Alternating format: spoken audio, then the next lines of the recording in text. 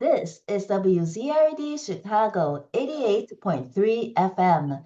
And we have with us John Goodman. He is running for U.S. Senate to replace uh, Dick Durbin, who is Dick retiring. Durbin. Yes. How are you today, John? Yeah, So I'm you, great. I like to joke around and tell people that I filed way back in February. Then in April, he said he's not going to run anymore. Now, I'm not saying he got scared, but that is the timeline of actual events. So so you did actually file in February. How do you I are you did. joking or you did? So how do you file? What do you mean by Oh, file? I filed with the FEC, filed for my candidacy. So, Okay. yeah, I did the paperwork to say, hey, I'm running for United States Senate way back in February, and I've been going around the state ever since. Okay, and that means that you filed with the Illinois Board of Elections committee to run? Is that what you mean? Illinois Board of Elections and the federal and the FEC. So the FTC? FEC, I had to file FEC, Election Commission, Federal Election Commission. Oh, I didn't even. So Oh, okay, because it's a national seat, then you have to file with the feds, right? Okay, yeah, because that's correct. awesome, awesome. And what made you have you filed? Let's say, let's put it this way: have you run against Dick Durbin before? No, no, I've this is my first foray into politics. I'm not a politician. I've never been a politician, nor do I want to be a politician. I was asked to do this, and I'm a man of my word. I'm gonna give it my all, and I got my start in all this because I moved to Chicagoland last February, and when Mhm. I did, I saw what was going on in the college campuses, all the pro Hamas and pro terror encampments, and how they were blocking access for students and actually physically assaulting some students. So myself and some friends went to DePaul University and down in Lincoln Park, and we got those encampments cleared out. And afterwards, they put me on page 3 of the Chicago Tribune. Um, Funny thing happened after that. A lot of the Jewish community in Cook and Lake County said, "Hey, Dick Durbin's abandoned us. He's letting all this hate and anti-Semitism run free. But we saw what you did. Can you run?" Well, sure. So now all of a sudden, I got 4 or 5 thousand votes that Dick Durbin used to have. I figure I might as well use them wisely. So you said that you went to DePaul and cleared out the encampments. How did you do that?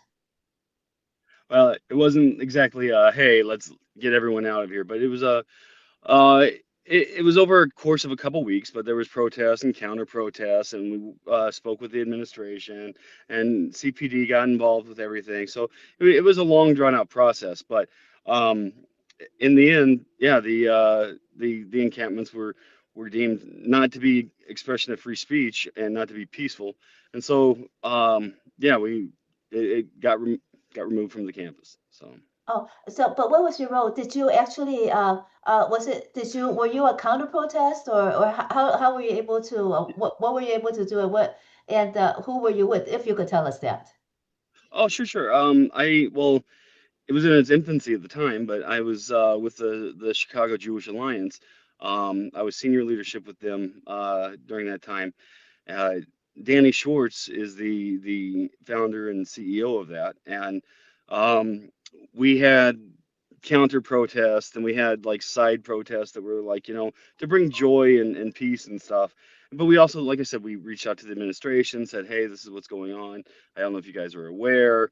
You know, the media got involved, obviously, and yeah, through a course of several weeks, I believe it was. It's been over a year now, so forgive me if my time frame isn't 100%. But we were able to deal with the administration and show them, hey, this is not a peaceful protest, and hey, this is what's actually going on, and it's not conducive to a learning experience, especially when this is private property, not a public, university, and you can easily just say, hey, these people are trespassing. They're not welcome here. So were they students or were they who were these people? There were some students, but for the majority, they were outside agitators that came in and got things riled up. They were passing out um, propaganda, and they were passing out instructions on how to be violent and whatnot. In fact, when they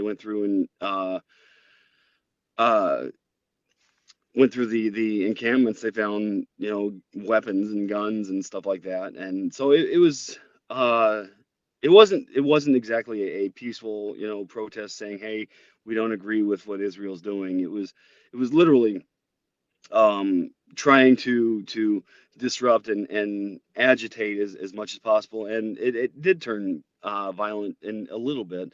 Like I said, they How did. so? How so? Well, they assaulted some students. Mike, oh my goodness, I forget his last name. It's like Krasinski, I think. He actually ended up going and testifying before Congress because of it, because of the violence that happened. He had to have surgery. Um, And he was a student? he was a student, yeah, I believe he still is. Um, yeah, it wasn't exactly a peaceful thing. And like I said, I saw what was going on, and I went down there originally to try and do something, and that's where I met the Chicago Jewish Alliance, and they had just kind of formed up, and they're like, hey, let's fold this all together and move forward, and so we did. Um, but yeah, it was just an effort to fight the blatant anti-Semitism that was going on. But aside from anti-Semitism, it's not okay to have hate anywhere. So that's just like during COVID, there was hate against the Asian population, or in the '60s, the civil rights era with outright blatant racism. So that hate is hate no matter what. So Mm. And did you speak with the press? I think read some of the press and listened to it, and it seemed as if they're saying that there are students. What did you hear? That the encampment were students. oh, the encampment wasn't all students. There was some students. I'm not going to deny that. There was But some let's students. say how many were students? Let's say how big was the encampment? I wanted to go there, but I didn't, and I wasn't able to. Oh, How many well, were oh my students? goodness. How many were not? And just if since you know There, about Yeah, yeah, I was there. I mean, I have the videos on my phones. They got published too. I there was hundreds of students, hundreds of people, excuse me. If I had to guess, I'd say probably about 400 or 500 people. At its peak, and um, out of that, I would say, oh, I would have to guess about 50% students, 50% outside agitators. Th- it. And there were some that were very blatantly outside agitators that, you know, um, came in there to stir stuff up. Um, but yeah, it was that that's in that I can't talk. That's how I got my start in all this. Was I was asked to run, and just because I tried to do the right thing and stand up for the little guy. So So. the Chicago Jewish Alliance asked you to run? No, no, not the Chicago Jewish Alliance. People within the Jewish community in Lake County and Cook County. So not any one specific person, but several people came forward and said, "Hey, we saw that you were trying to stand up for people. We saw that you were doing what's right, and we'd like you to run because we they voted for Dick Durbin in the past, and um, they were the Jewish population is typically Democrat, or at least was, but since they let all the hate and anti-Semitism go crazy throughout the country, not just in Chicagoland, um, it, that sentiment has changed. I mean, back when I was with the Chicago Jewish Alliance, anti-Semitism and anti-Semitic crimes were up over 400% since the October 7th thing, and that's been just over 2 years ago. So when you look at uh, pop the pop numbers, um, the Jewish demographic is some of the smallest demographic there is, but it consists of over double the next demographics hate crimes against them. So Are you Jewish? I am not. No, no. I'm just an ally. Mm. So. And how did you get involved? Were you just curious, or how did you get into DePaul and to take a look? What stirred you? Well, like I said, well, in all honesty, a lot of people openly say, "Hey, what would you have done, in 1938 Germany or whatever?" And prior to the rise of Hitler and fascism and the Nazis and World War II and everything. And well, apparently a lot of people would have turned a blind eye. I decided I was going to try and do something. Now I'm not openly comparing it to that, but it somewhat like that because the rise of hate and anti-Semitism was on the rise. Um, and so yeah, I always try and stand up for the little guy, no matter what demographic or whatever. I believe in doing what's right, no matter what. And you were in the military, and what branch? I was a cop in the Air Force. Okay. And how long were you in the military? Uh, I was I was in 12 years, well, a week short of 12 years, so 11 Oh, years, 11 months, and yeah, some change. was So that were you very young when you enlisted, or after you became a civilian, you decided to join? What happened? no, I joined right out of high school. I joined when I was 18. Um, yeah, and I had planned originally when I was young to try and make it a career. I come from a military family, and Oh, um, my dad was military. His dad was. I mean, it goes all the way back. And I thought I was going to make it a career, but my goodness, it's a young man's game. It really is. And I got tired of always being deployed or always, that was the choices, pretty much post September 11th was, hey, you can either always be deployed or as a cop you can be in the nuclear missile field, and so neither one of those were what I wanted to do. So after two enlistments, I got out and uh, I went to college and I started a nonprofit doing service dogs for veterans with PTSD after that. And then that was your nonprofit to help vets with PTSD. yes, yes. Oh, and you suffer from PTSD as well. Yeah, yeah. I had PTSD really, really, really bad when I got out of the military, and I didn't know. But I recognized something wasn't right, and I went and talked to someone about it. And yeah, I had a service dog myself for 11 years. She passed away about 2 years ago now. Oh, Um, she, yeah, I. I had bad PTSD when I got out. It manifested. I would either zone out or it was always hyper vigilant, and um, I had bad depression, and yeah, a lot of veterans and a lot of civilians alike suffer from stuff like that, and service animals help immensely. definitely. So what is the name of your nonprofit? Oh, it's long since been dissolved, but it Oh, was it was called Scars and Stripes Inc. because not all scars are visible. oh, And it was around for probably about 2 years down in Tennessee. oh. So So you're not from Chicago, you're in Tennessee. You sound I, so much, you seem to have the Chicago accent more than anything. oh, so huh, I was born down in Southern Illinois, and I was a military brat, so I moved around a lot. And then I joined the military, and I moved around a lot. So I've never actually been to the same address for more than 3 years of my life ever. And well, frankly, I hope to plant some roots and serve a term or two, and do good. How So. long have you been in Chicago? It's my second, third time back, I think, to Chicagoland. This time I've been back, almost 2 years. It'll be 2 years in February. Mm. Previously, I was here for 5 years, and then before that, probably about 2 years. So passing through sometimes, and I just, like I said, I've always end up moving around for the job, and um, I always gravitate back to Illinois and back to Chicagoland. Uh, I guess it's my home. It Never is. thought I'd say that. It seems So like yeah. that. What does it seem as if you've been in Chicago on the whole more than other areas that you've moved to, or are there other areas where you have lived as long as you have in Chicago? Well, you know what? Coming up, I'm getting there. Close to Chicago being the longest. I lived in Colorado as a whole for roughly about 11 years. But I was in Colorado Springs and I was in Boulder and then I was in a Denver suburb. So I moved around.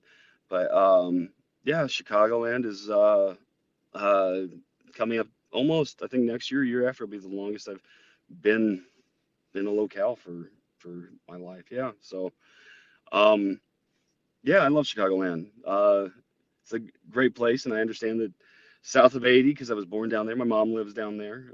She's watching my dog while I'm doing all this, so gives me a good place to set up shop when I campaign downstate. So yeah, I love Illinois. It's worth fighting for.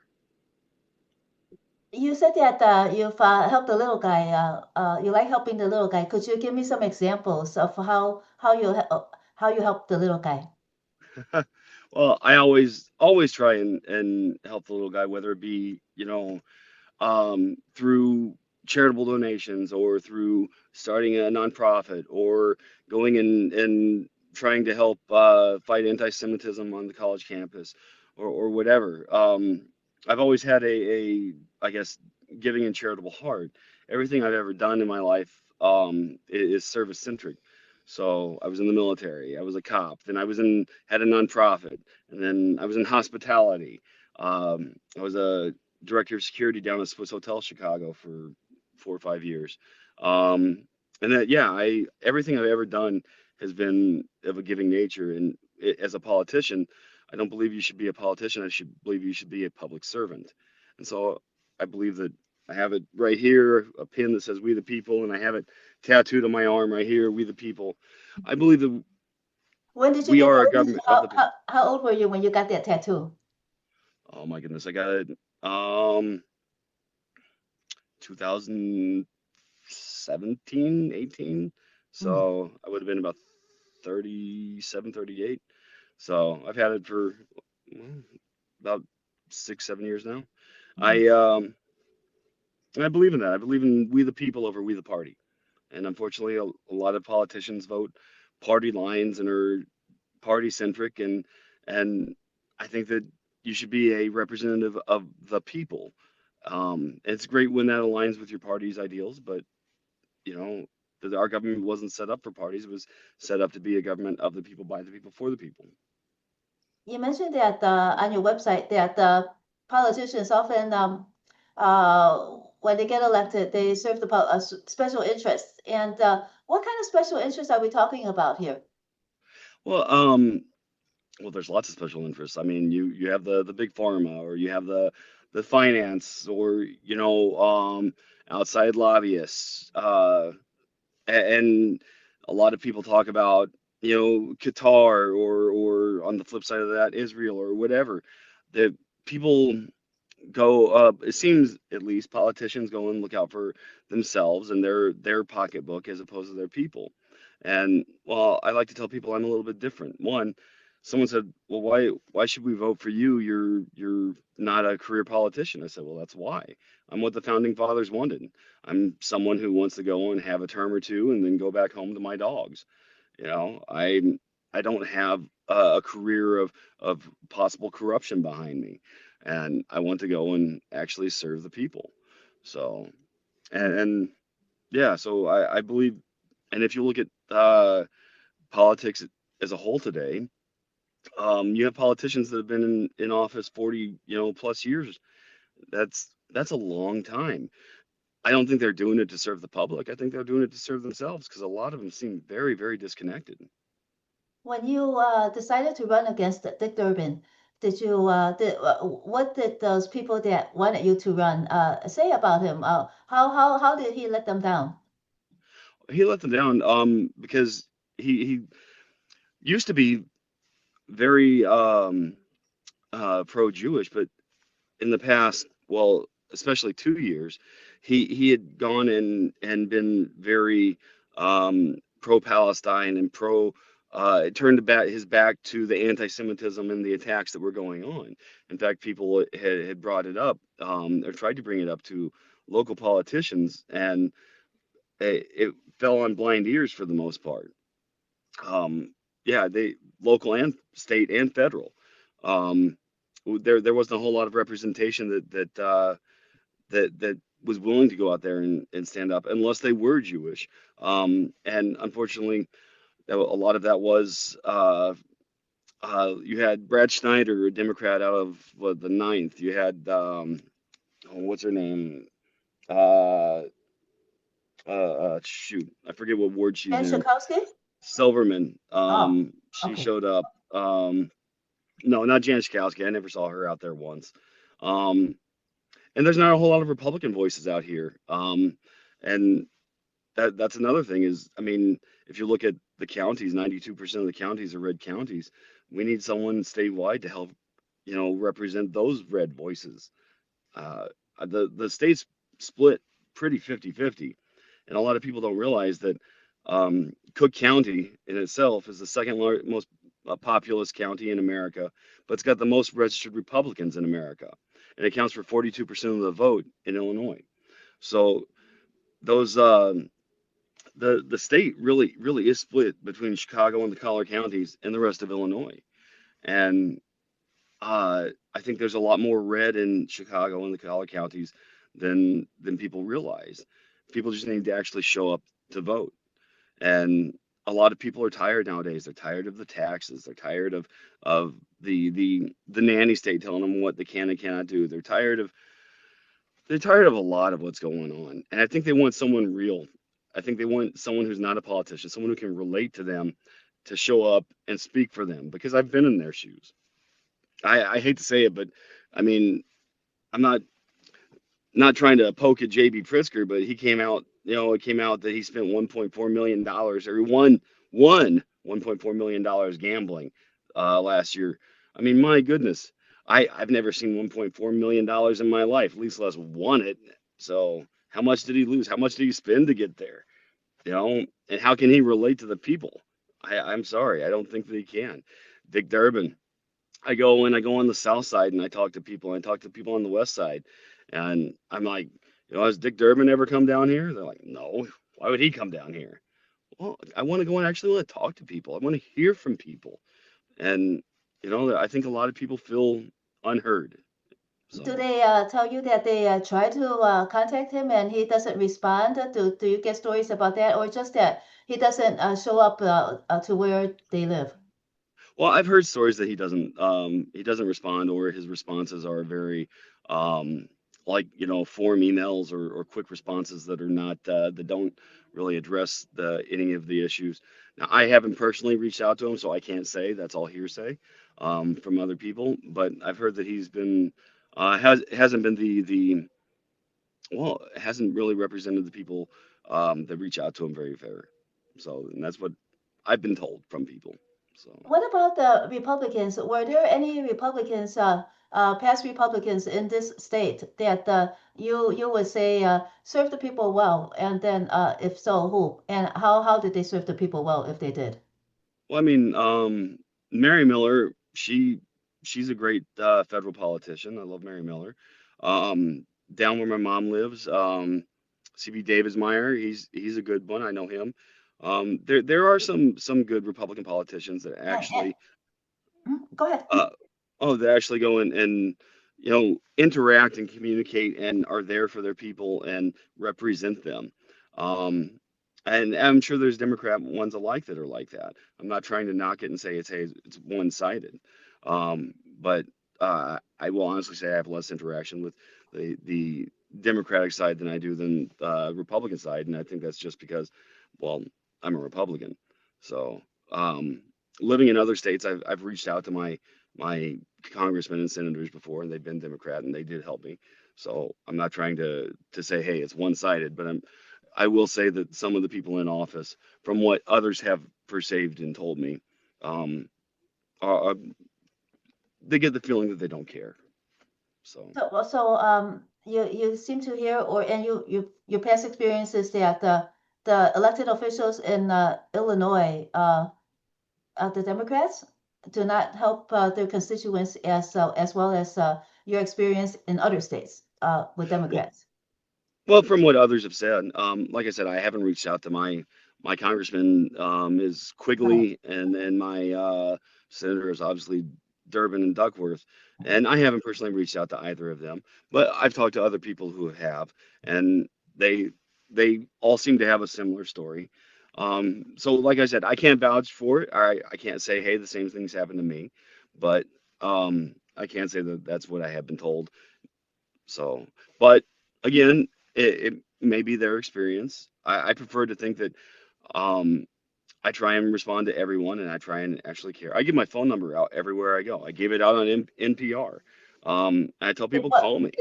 So did So anybody call you? And if they did, what did they talk about?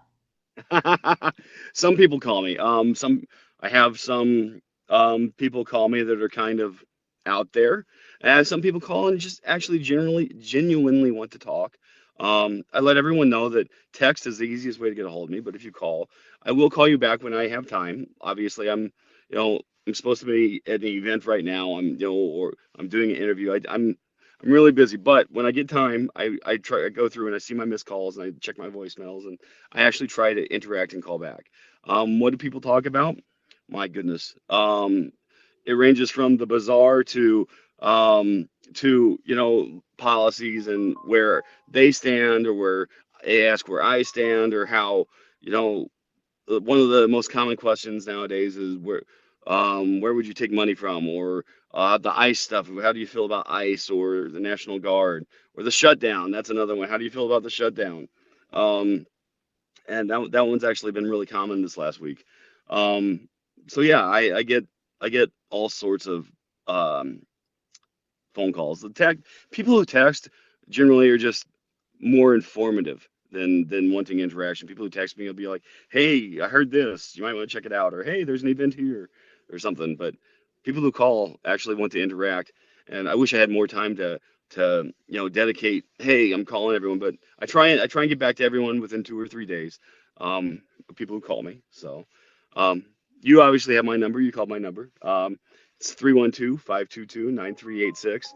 I gladly put it out there. People can reach out and call or text. I've gotten calls at midnight before, and someone was yelling at me, and I openly tell people I'm not a politician, so don't expect me to act like a politician. If you yell at me, I might be cranky enough at midnight to yell at you back. So I might tell you, hey, I don't think there's a point of finishing this conversation, but I appreciate you calling, you know. So I don't claim to be a politician. I claim to be a guy who wants to do right, and yeah, that's it. What about when you filed to run? At that time, did you give your when did you start giving your number out to the public for them to call you? Oh, so almost from day one, it probably would have been back in March sometime. I have it printed on it. It's on my website for anyone who actually wants to go look. If you look at the header picture, it has my campaign phone. It's not my personal phone, but it's my campaign phone. I do answer it or do respond to it. And it's on all my business cards too. I tell people, hey, that's my number. And some people test it after I call or give it my card. They're like, here, and they're like, oh, you did answer. Yeah. So. And it Um, is March 2025, right? what's that? That you Oh yeah, yeah, yeah. and When I started, yeah, yeah, yeah. Um, yeah, I was like, what are you talking about? It's March. No, it's October 2025 right now. So I'm sorry. so Excuse me. they ask you, so what is your position on ICE then? On ice. Oh Mhm. my goodness. So here's my position on ice. Um, I there's obviously a lot of people who came in undocumented and illegally. Um, of those, if we are, don't get me wrong, I'm not, I haven't gone down and tried to investigate. I haven't done any FOIA requests or anything, but if they are actually illegals who are criminals and have a criminal record, they don't need to be here. They don't. I'm sorry. If they are um, people who are here illegally and don't have a criminal record, if they're here, and they snuck in. Not a fan of them being here because there's a proper way to do things. I was married to an immigrant once upon a time ago. It took about 2 years to get the green card. Um, and I think that kind of slaps people in the face who've done it correctly. We are a nation of immigrants, but we are a nation of immigrants who've done it correctly. Um, do I think that everyone should be deported? No, I think that um, we should make some sort of something for like children who were born here that had no choice. They don't know, and they've been here, 15 years or whatever. They deserve a path to citizenship. It wasn't their fault, and there's something, they've been here, haven't caused any issues or whatever. So they deserve it. But if you're a gang member or a cartel member who snuck in through the border, you got to go. Sorry. And if you won, how would you what would you do concerning this, and also concerning the, let's say you were in the seat concerning the shutdown? Just let's just speculate, because all we can do is speculate on what your actions would be if you were holding the office now. Fair enough. Yeah, the shutdown. Personally, I wouldn't vote to shut down the government. I don't believe the government needs to be shut down. I believe that these elected officials need to look out for their constituents, including the people of the government that work within the government.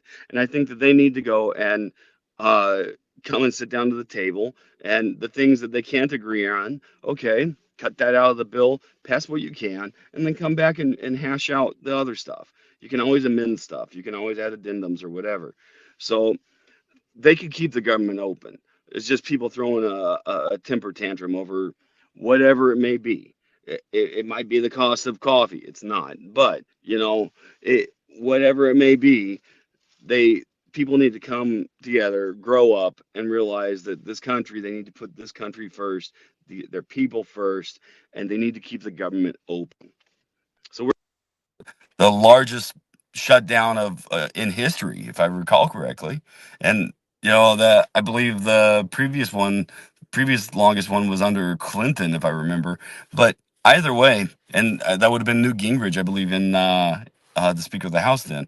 But they they need to realize, hey, you're playing games with people's lives. This affects people's pay. This affects people's ability to do things. I mean, I was down at the VA because I'm a veteran, and the nurse that was taking my blood pressure is like, they're changing our hours. I wonder if we can keep up patient care after the end of the month. Well, I'm not an administrator in the hospital, neither is she, and I hope that they continue to do so, have patient care. But and I would hope that that isn't affected. I would hope that they keep things that are needed, that are critical to people open. But if that's the case, then shame on every single one of them who voted to shut the government down. What about the SNAP benefits? I heard that the SNAP benefits will not get funded if this continues. So what's your position on that? So now, to my knowledge, when I looked it up, SNAP is going to continue, but it's going to continue at a lower rate. So it's not necessarily that it's going to be cut off completely. It'll be cut off for people of different incomes that have a higher income. Now, um, I don't have the financial stuff in front of me to be actually able to say, hey, this is the cost of living here, and this person should get this. I I hate it when people go hungry. I was at a food drive um, 2 weeks ago, maybe, and did a walk for hunger. I was very poor growing up, and there was days where I'd go to bed and my stomach would hurt because I was so hungry. So I get it. I don't think anyone should ever go hungry. Um, so do I think that those benefits should be cut? I don't think benefits should be cut to people who are American citizens who need it. That being said, I don't I don't know how much person A, B, or C is getting for SNAP. I saw a video where someone was complaining that they used to get like $1,600 a month for SNAP, and now it's down to $900 a month. I'm like, well, $900 is still a lot of food nowadays, still. But so I guess it depends on the individual scenario, and you'd have to take each case individually when you say, do I agree with that or not? Yeah, maybe those big numbers are for larger families, because those people, for individuals, all I've seen the highest is like about 290. So I know someone who's an individual that gets, my goodness, at least 750 a month. And groceries are expensive. I don't knock that even. So what, my goodness, the last, I'd say 2 quarters of the Biden administration into the beginning of the Trump administration, grocery prices were insane. They've gone down a little. Some stuff's gone up, and some stuff has stayed even. But it's um, groceries are incredibly expensive. Oh, my goodness. I remember back in the day, and I'm not that old. I'm 45. I remember when you could fill up a shopping cart for $100, and now $100 gets you a couple Walmart bags. You know, that's yeah. So I understand people need money to eat, and I'm all for people being able to eat. I hate it. I hate people going hungry. Mhm. And you were in the military family. What happened that you had to go through a, a, a, a stage where you didn't have enough to eat? So two things with that. One, back in the day, military didn't get paid well. They got paid, but they didn't get paid super well. And two, my parents divorced, and my dad moved on, and I was raised with a single mom from age 9 onward, and she did the best she could. I will never knock it. At some point, she had 3 jobs and was going to night school to get her college degree. Mhm. But sometimes you're a growing boy gets hungry, and so Definitely. yeah, Yes. yeah, I've yeah. seen teenagers, they just keep on eating, eating. You can't fill them up. They all that metabolism. So your mom wasn't the one in the military, it was your dad? That's correct. Yes. Yeah, my dad was in the Air Force as well. I believe he started out as a surgery technician, and he was a recruiter. Uh, that all I can remember during my life. So he was a recruiter for the Air Force Reserve, but he was active duty. So. You say that you like to stick up for the little guy, and that you try to help people with PTSD as as you've seen how it affected you. So when you help people, does is that sort of you addressing your PTSD? Does it help you address your PTSD when you're helping others? Oh, you're asking if it's therapeutic for me to Yes, help others with therapeutic. theirs. That's the word. Okay. Yes. Um, you know, eh, yes and no. It depends on the person and the issue. That's another thing that's very individually selective, I guess. Uh, so yeah, some people um there's lots of different, I guess, symptoms of PTSD or issues with it, and some think of it like a buffet, right? So sometimes you have A, B, and C, or sometimes you just have A and D, or whatever, So it's sometimes it was helpful, and sometimes it was frustrating as well. But regardless of whether it's helpful to myself or frustrating, I still want to always try and give my all to try and help. So I was raised with the core values: integrity first, service before self, and excellence in all I do. And I try and keep to that. Um, why did you give up your nonprofit as Scars and Stripes? But I was able to keep it open. I initially invested my own money in it, and I kept it open for, like I said, a year or two. And it wasn't. I was able to grow it a little bit, grow it a little regionally down in the Gulf area, and in the end, it wasn't financially viable anymore. There weren't a lot of grants or resources at the time, so it wasn't very cost effective at that time.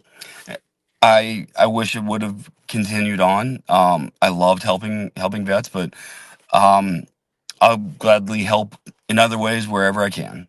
What was the So, main focus? Getting training service animals, helping vets with PTSD heal with a service animal. Is that the mission, the focus? so the thing is what I found from having PTSD is most vets, when they have bad PTSD, they don't go see someone, they self-medicate or whatever, and they have this downward spiral. But having an animal there with them helps them say, hey, I have someone that I'm responsible for, I need to take care of. But that's just an animal. You don't need just an animal when you have PTSD. You need to have someone who can provide, do different acts of service for you. So for like me, my dog would wake me up from bad dreams, or remind me to take my meds, or When I'd zone out, she'd put her head in my lap and be like, "Hey, come back, it's okay." And so, depending on the different needs of the different individual, it becomes almost this symbiotic relationship between you and the service dog. You're there for each other and you help each other out. And I can honestly say, my service dog probably saved my life dozens of times when I was younger. Mhm. And so your Excuse nonprofit me. was concerning that, like connecting vets with the service dogs, what was? Yeah, I trained service dogs for veterans with PTSD, and I would. Uh, So what I tried to do was there weren't a whole lot of resources when I paid out of pocket for my service dog. The VA didn't. I believe they still don't help with that, but so I would have dogs that were trained to like a baseline of needs, and then when veterans would reach out with PTSD, I would then help with specific tasks that the dog would then learn for that person. So it's easier to have, for lack of a better word, but a stock of dogs as opposed to hey, this is going to take 6 months to a year to train up so I tried to streamline the process. And when you suffer from PTSD, were you able to get disability benefits from the VA? Yes, yes. Uh, yeah, the VA, they, so I explain it to people like this. The VA disability and Social Security disability are two separate things, and I explain it like this: the VA, think of it as like leasing a car. You ever lease a car? Well, when you turn it back in, you have to pay if you go over the miles, or you have to pay if there's scratches, dents, and dings and stuff. So the VA disability is like that. So for like I have arthritis in my knees from all the wear and tear. I got VA disability for that as well. So yeah, I have a friend who got like 20% disability because he had acne while he was in that like scarred his face for disfigurement. So, um, so that's how I describe that to people because when people hear disabled, they automatically think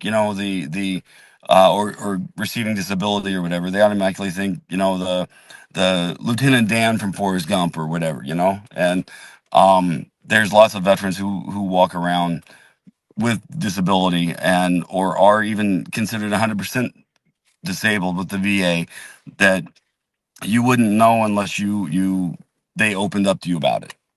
So Mm. Yeah, so that's how the VA they calculate about what percentage it is that they're disabled and whether or not it was caused by their service.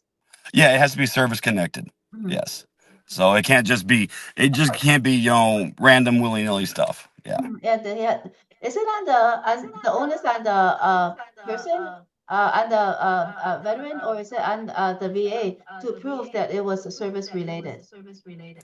Um. So the veteran makes the claim, and they uh if the onus is on the veteran because the veteran has to provide the evidence and provide whatever else and say, hey, this is what happened, how it happened, this is the continuing effects from it or whatever, and then they rate it off of the continuing effects and how affects you and your body. So And that you served in Afghanistan?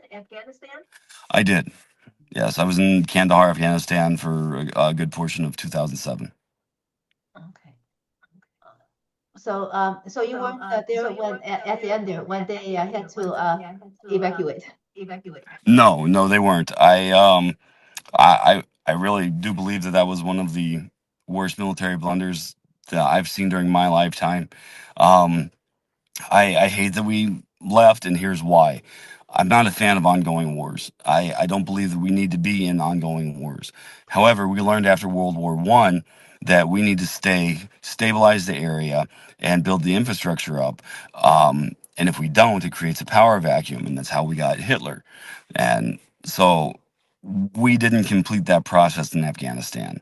And I explained it to someone one day. Um, they didn't understand that because they weren't didn't understand history and geopolitics and stuff.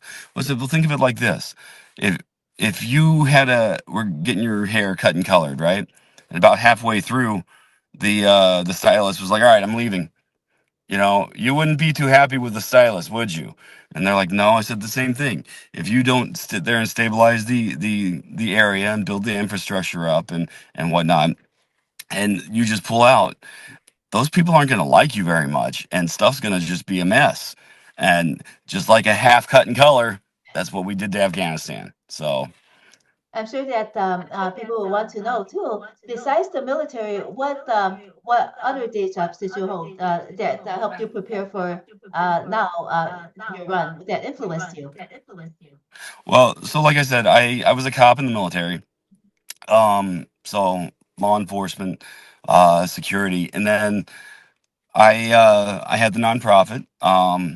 I went to school at University of Colorado Boulder for a degree in molecular hold on, molecular cellular developmental biology. That's a mouthful. And then when I was doing my nonprofit, I went back to school. I got a business degree. I was doing that while running the nonprofit and so, being a single dad and waiting tables at Ruby Tuesdays in Tullahoma, Tennessee. Um, and then after that, I ended up moving back here after the nonprofit. I moved back to Chicagoland, and I ended up working as the director of security downtown at Swiss Hotel Chicago. So I got into hospitality. COVID happened. I ended up moving up to Hilton with doing the same thing there. My grandparents passed. They're downstate. They have a farm downstate. I moved back home with my mom to help with settling the estate, the farms, until my mom was also emotionally ready to. Um, and while I was doing that, I was doing independent contracting and consulting, doing safety and security contracting and consulting. Um, then I moved back up here, and I got into the data center world, but now I'm doing politics and I'm doing it full time. It's a full time job. Being on the campaign trail for a statewide, my goodness, days can be, 18 hours long or more. People always wonder. I never understood the commitment to this. All day long, you're on the phone with people, and then you have events, and sometimes you have to drive across the state to events. I put 2,000 miles a week on my car most weeks doing this, so Yeah. it's um it's a interesting time. We appreciate the time that you gave us. One or two more questions. Your petition signatures. How are you done with that? How many? If did you get full All once you did it? right. So when is this being broadcast? Huh? Uh, well, I'll try to publish it as soon as possible. And then we'll also air it somewhere else as well. I'll give So you details. so I'm at an event and everyone else in there is out there too, and everyone's still hurrying to get all their signatures. So Don Tracy was in there, the new one, Jeannie Evans is in there, me, and so obviously I'm not in there. I'm out here, but everyone was getting signatures. I've heard no one is there. I'm almost there, and I should have it by the end of this week.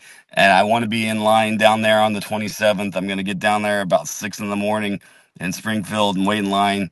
So I'm almost there. So Let's say if you win, what is the most important issue that you would address that you would dedicate your attention on? so I don't think it's one issue. I have the top three, and I think everything else. If you can fix these top three, everything else kind of falls in line with it. So one. I believe in the generation that came before me. We need to save Social Security. We need to save Medicare. And everyone says, well, how do you do that? Everyone's been talking about that for decades. They have. You know why? Because LBJ took it out of a trust. It was supposed to be in a trust, but he took it out to fund the Vietnam War. We need to put it back in a trust to keep politicians' hands off it. It's not supposed to be a piggy bank. Two, I believe in the generation that sacrificed. I'm a veteran. We have lots of veterans. I had an abscess on my tooth in March, and they told me to come back in July. We're in the land of Lincoln. My goodness. Lincoln said, if you send them off to war, take care of them when they come back. I'm glad there's a VA. I am. I'm glad. But we can do better. And three, not to quote an 80s song, but I believe the children are our future, you know, and the future doesn't look great. two out of every three kids in Illinois can't read, write, or do math at grade level, and we're focusing on the wrong things. We're pushing social agendas and whatnot. And I'm glad kids are having a breadth of education, but we need to get back to basics. We really do. We used to be, top five in the world for education. Now we're maybe top 30. That's not okay. If you fix all of those things, everything else can follow. Like if we invest in our children's future, we'll bring back jobs and bring back manufacturing and bring back trades. If we invest in our veterans, well, it'll help with everything else. We if we invest in our older generation, it'll help with everything. All three of those, I think, are the foundation of a lot of the root problems that we have in America and Illinois. And if we fix all those, I think if nothing else, it'll be a lot better place. And what about special interest money and donations? You know, special interest money and did you say and donations? Yes. Oh, what about them? Uh, I don't. I personally don't like that politicians take special interest money. Of course, you have to take donations. It's crazy expensive. I did not realize that to win a Senate seat, you need between 20 and $50 million. You know, it's an insane amount of money. I think that a lot of other nations have laws to limit the amount of money that goes into politics. I don't profess to be an expert in that area, but I do think that we need to limit it. I do think that we need to limit special interest and foreign influence as well. okay. Well, John Goodman, again, will you tell us your phone number and also your website so that our listeners could learn more about you? Okay, well, my phone number is 312-522-9386.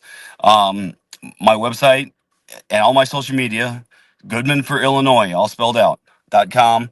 My phone number's up there too. There's a little red donate button. I take money from anyone that's American. In the US, you have to be a United States citizen for me to take your money. But you know what? I love it when I get people who just give $5 because I'm like, man, you know what? That's someone who really cares and wants to invest, because that's all it truly is trying to invest in, hey, I believe this guy stands a chance. I believe this guy can actually help. And I'll give, $5 a month. That's not even a Starbucks coffee anymore, you know? Do you know if So you get more signatures downstate or do you get more signatures up here in Cook County? Do you have any idea? oh, I haven't actually gone through and looked to see where. I think the majority when the first came out during the state fair, my goodness, that day I got like 1,200. So they were from all over. Since then, I would say that it's been mostly Cook and the collar counties. I've had others send in petitions for me. I've gotten dozens of petitions back in the mail from all over the state, but I've been focusing on stuff that is easier to get to, and because 5,000, even though it's a big state, the time crunch, to get that 5,000 is kind of difficult. So, True. Okay, John Goodman, thank you so much for joining us and for sharing all that you do and what you believe in. all right, thank you very much, and thank you for having me. Thank you.